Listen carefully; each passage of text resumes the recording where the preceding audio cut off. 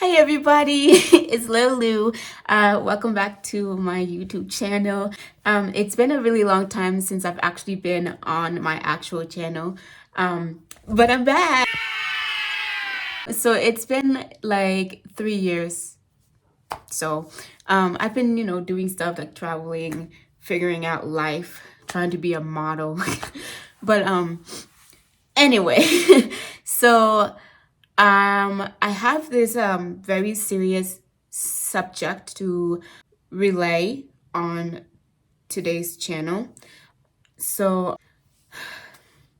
it's gonna be it's gonna be a bit tough. So I'm gonna try and keep my eyes as clear as I can. I'm sorry if there's any tears, but I was driving and listening to the radio, and this specific subject came, and I was like, this is like a very interesting subject, and nobody has ever heard about it unless they have been told about it. And so today I decided to put this in a video, and in case anybody wants to educate themselves on this subject. So yeah, here we go. What is FGM? FGM stands for female genital mutilation. This ritual is performed by cutting away some or a lot of the female genitalia. This means that they can remove either the labia minora, the inner lips, or the labia majora, the outer lips of the vagina. Rather than cutting, sometimes the whole structure is just sutured together and only a small opening is left for urination or menstrual cycle. So what's the reason this shouldn't even be happening? So some may be because of religion or to prevent young women from having a sexual life before marriage, to give men power over women, to prevent any sexual activities before marriage. It is a lifelong traumatizing performance done at a young age to girls as well as young women. The age range is at least 18 years and younger. Where it starts. FGM is mostly performed in the northeastern part of Africa and other known countries in Asia, South America, Europe, North America, Australia, New Zealand, and many others. An estimate of 200 million girl or young women have been mutilated. An estimate of 3 million are put at risk every year in these countries. The effects of FGM. Pain during intercourse, no sexual pleasure, depression, problem urinating, problem with childbirth, insecurities, lack of confidence, lifelong trauma, health problems, the cause of AIDS, sometimes leads to death, cause of HIV, vaginal issues such as itching, discharge, bacterial vaginosis, and so many more.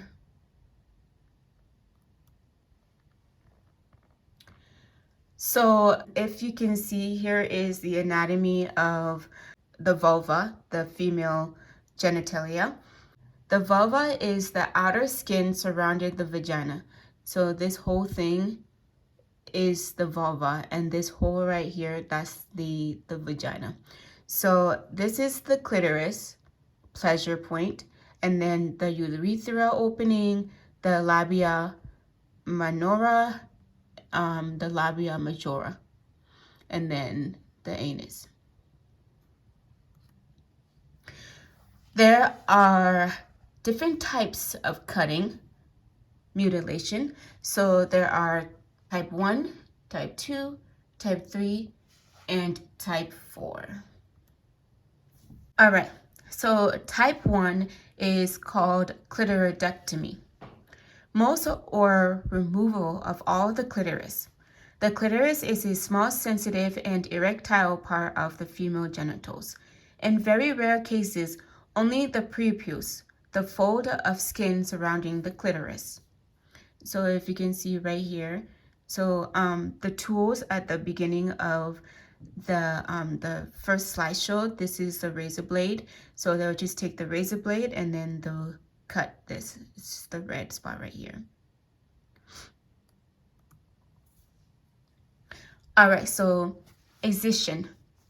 Partial or total removal of the clitoris and the labia minora, or the outer excision of the labia majora, the labia or the lips that surround the vagina. So right here again in picture 2, you can see this is the surrounding. So here is type 3, which is infibulation. This is the narrowing of the vaginal opening through the creation of covering seals. The seal is formed by cutting and repositioning the inner or outer labia with or without reveal of the clitoris. So this is the picture right here. Or you can do this one too, where you like close all of this and just leave a small opening for urination and menstrual cycles. Okay, so type 4, other. All other harmful procedures to the female genitalia for non-medical purpose. So it's pricking or piercing or incising or scraping or cauterizing the genital area.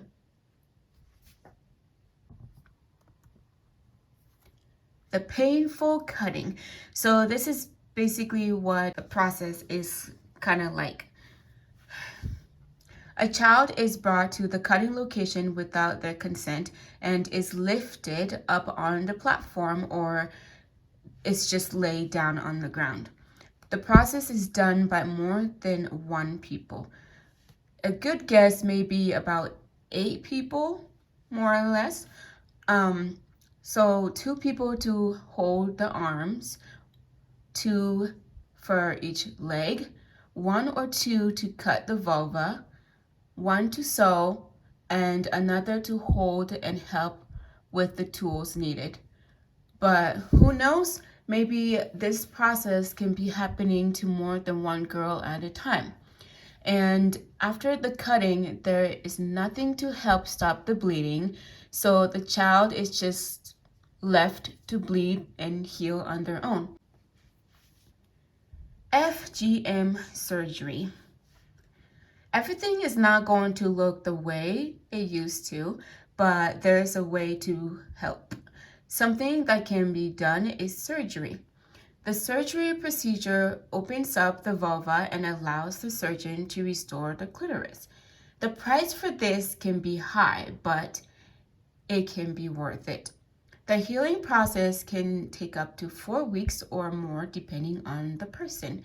Completing the surgery can give a woman a little bit more confidence knowing that she or they can enjoy sexual contact without being in pain, and it can also make it easier for childbirth. There you go. Yeah, I was raised right, so here are my citations everywhere that I got all the informations. There is no reason that a woman shouldn't be able to enjoy intercourse the way she wants to because she was cut when she was a child. Um, but so this was a lot of information, and I was just relaying it because it's something that needs to not exist. Like, a woman shouldn't be ashamed of her body or shouldn't feel confident enough to be who she is. I hope this information opens up a little bit more of your mindfulness, and I think everyone should just be respectful to women You never know what's going on. You never know what has happened to her. Just respect who she is, respect her body. Always ask for consent, um, because you never know what's going on. So thank you for watching my video. I hope you learned something from these slideshows, and feel free to watch my other videos, and I will see you later. Bye.